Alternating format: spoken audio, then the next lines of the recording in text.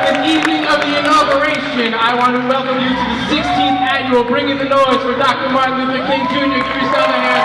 Thank you for using your voices and their brains and their minds and their bodies in a fight for social justice and speaking their truths. And that's what this has always been. It's always been a celebration about that in a way it's for us to really honor and recognize those who have come before, as well as really give the stage to those who are coming and who are already coming into their own, which is you're going to hear some incredible, incredible performances tonight. I'm actually very, very excited for what it is you're going to hear. Tonight, though, we're doing something a little bit different. We really recognize, particularly in the wake of all the recent tragedies and the ongoing violence that lives in the lives of so many young people, that we're at a time right now when, on a day when we're celebrating somebody who at the core of his conviction really believed in the principles of nonviolence.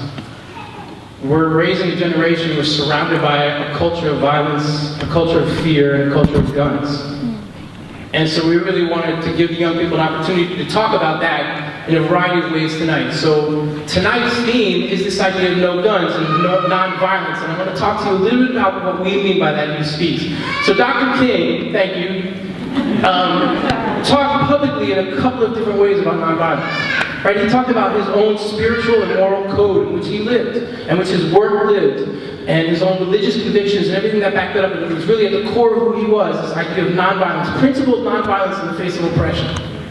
Principled nonviolence is an action against the unjust. But he also talked about tactical nonviolence because he understood there were people who aligned with him, particularly in some of the northern cities, who didn't necessarily live in that same way at the core of their conviction and the principle of nonviolence, because the spate of violence was so fresh and so alive in their lives that they couldn't just turn the other cheek all the time, but they understood the tactical use of nonviolence. Nonviolence is a tactic for social justice, and it's a fight against oppression, right? Well, we at Youth Speaks, we think about nonviolence tonight particularly in a different way too, because we think about it as a principle of youth development, right? We want our young people to be safe. We want there to be safe spaces in which young people can grow up to be healthy, to be alive, and to grow up in a world that is just and that is equitable.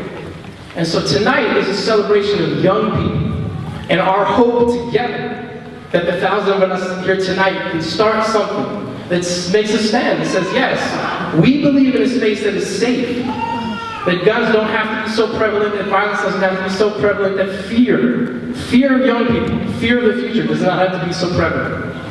So tonight, I am asking you all to join with me and join with the rest of the Youth Speak staff and board in celebrating young people and celebrating the importance of safe spaces. You guys cool with that? Woo!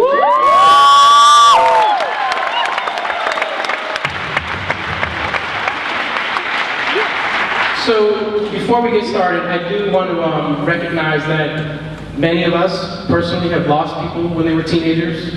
And we know teenagers right now who are going through all kinds of struggles, personal and political and cultural and otherwise. So before we get started, if we could just take a moment of silence to recognize all of those who are youth who cannot be here tonight for all the various reasons that we silence them.